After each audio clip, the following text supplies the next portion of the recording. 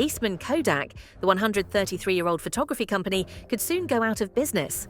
Company officials have warned investors that Kodak may not be able to survive much longer, raising serious concerns about its financial future and long-term viability.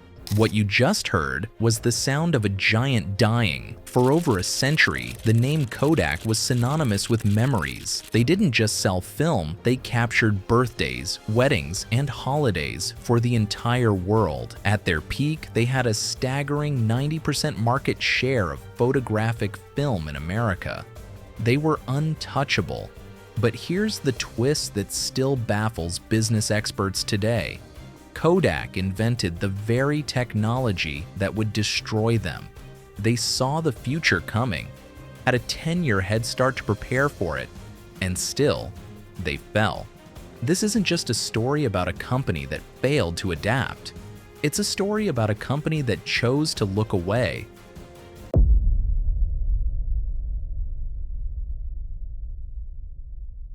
Our story begins not in a boardroom, but in a lab in 1975. A young engineer named Steve Sasson walks into his manager's office holding a bizarre contraption. It was as big as a toaster, took 20 seconds to capture a single blurry black and white image, and stored it on a cassette tape.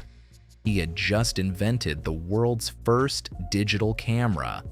When he showed it to Kodak's leadership, their reaction wasn't excitement. It was dismissal. They called it cute, but told him not to tell anyone about it. Why? Because it was filmless photography, and Kodak was, above all else, a film company. Their entire empire, the chemicals, the paper, the processing plants, was built on the foundation of film. Digital wasn't seen as an opportunity. It was seen as a threat to their incredibly profitable kingdom. But you can't just ignore a revolution. By 1981, the whispers of a digital future were getting louder. So Kodak did something smart. They commissioned an extensive, in-depth market research study. The head of market intelligence, Vince Baraba, led a team that projected the entire adoption curve of digital photography, and their conclusion was terrifyingly accurate. The report delivered both good and bad news.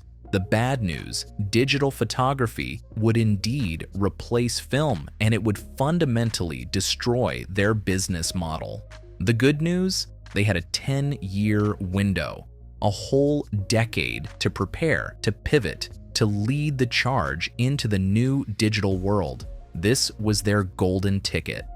So what did they do with this decade of warning? Almost nothing. Or worse, they did the exact opposite of what was needed. The problem was a cultural cancer known as the razor blade model. Kodak sold cameras cheaply, but made their real money on the ongoing sale of film, chemicals, and paper, the razor blades. Digital didn't need any of that. The idea of giving up those recurring profits was unthinkable to the executives who had built their careers on film. So, they tried to force digital to serve their old model.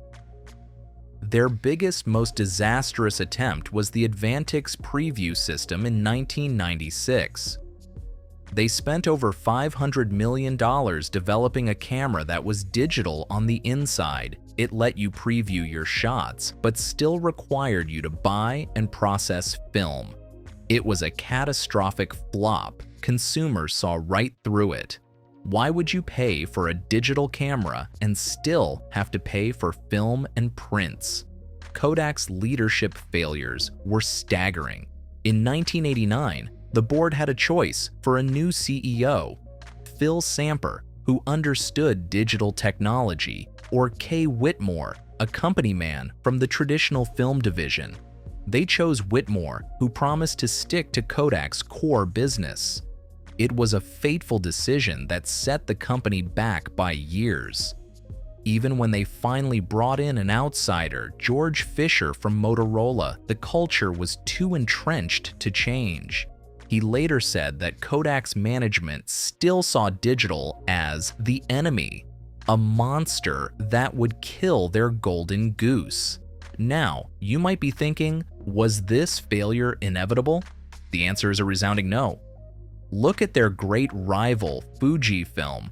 They faced the exact same existential threat. But while Kodak was trying to protect film, Fujifilm was aggressively diversifying. They used their chemical expertise to branch into pharmaceuticals, medical imaging, and cosmetics. While Kodak's sales were cut in half between 2000 and 2010, Fujifilm's actually doubled. They didn't just survive, they thrived. So, what's the ultimate lesson of the Kodak story? It's not that they didn't see the future, they invented it. It's not that they didn't have the data. Their own research predicted it with pinpoint accuracy. The lesson is about courage. It's about the fatal inability to sacrifice a profitable present for an uncertain future. Kodak was so successful, so dominant in its old business, that it became a prisoner of its own success. They were managing a decline they refused to admit was happening. The final bitter irony? Today, Kodak's value is a fraction of what it once was, and much of its remaining business comes not from selling products, but from suing other tech companies over the digital imaging patents it never had the courage to fully embrace. The ghost of Kodak serves as a permanent warning to every business, big and small. Your greatest strength can become your greatest weakness. And if you're not willing to disrupt yourself, I can promise you, someone else will. If you found this cautionary tale of innovation and inertia compelling, make sure to subscribe to the channel. We break down the stories behind the world's biggest business successes and failures. Thanks for watching.